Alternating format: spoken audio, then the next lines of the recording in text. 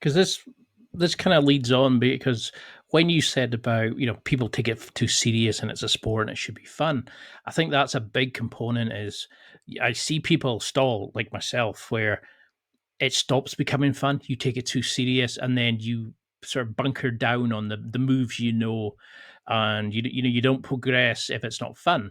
And I think a big thing is that ego thing to people where they're, oh, I don't like being a beginner. I'm a master in my job. I'm a master, like I've got the wife, I've got the kids, I'm the breadwinner, whatever it is. And suddenly you put guys who are very positive about themselves into an area where they're getting beaten up by a young girl who's purple belt, who knows leverages and throws and stuff, and she starts throwing people around. A lot of guys go, oh, fuck, I don't like this. I'm going to get out of this. Do you find that where it's like, people need to kind of just relax and enjoy jiu-jitsu? Is this how we can focus on the self-learning? It's having fun, exploring yourself. Because I like to think of jiu-jitsu as like, the video game maps. As you learn one thing, the bit more of the map opens up, so you learn the next thing, and it's that joy of touring around the map. How do you encourage that self learning, I suppose, self voyage of discovery in your students? Is there a way to ignite that spark in them?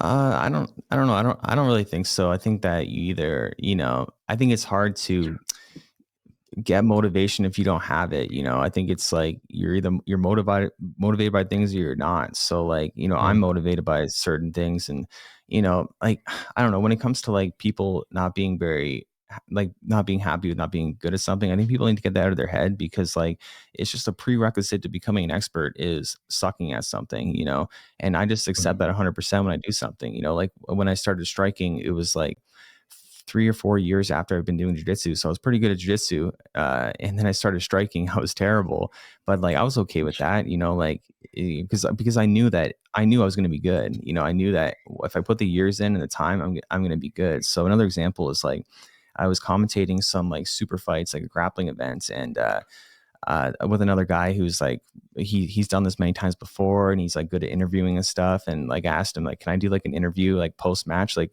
go up on stage in front of everyone and like ask the guy questions. And I knew going into it I was gonna be very nervous and say and just do it awful and say stupid things. And that's exactly what happened. I was just like Mm. I don't know. And I just didn't make any sense. But like, that was okay with me, because I knew I had to be crappy at it first, and then I know next time I'm gonna be better at it, and then next time after that I'm gonna be better at it. So, That's what I that's just do in people this need. podcast every week. I'm like that. It's Yeah, the same with me, because when I started my podcast, I was not good at it at all, but it just came with time, and I accepted that. Same with the YouTube channel. It's like the YouTube videos at first weren't great, and people would tell me, "Oh, they like the videos," and I'd be like telling them like, "No, like thank you, but it's just wait until you see like a year from now or 6 months from now, like then they're going to be Yep. really good." So yeah, I just accepted that, and people need to accept that more. People just want to get good right away, but that's not how you get good. Because that's when I first started. I was like, I was really good at all the moves. I could do them. Like I was in a PE class, and it's like, oh, I'm a good boy. I can do all these moves. Suddenly going into rolling, I was like, what the hell is going on here? I didn't know how to hold people. I didn't know, because nobody had kind of showed me how you start using that. Nobody had kind of said to have fun. It was suddenly like I tapped. I was a loser. If I was getting beaten up by somebody, I was ashamed. I was like, what on earth? And I think that's the thing. It's like we need to stop taking it so seriously.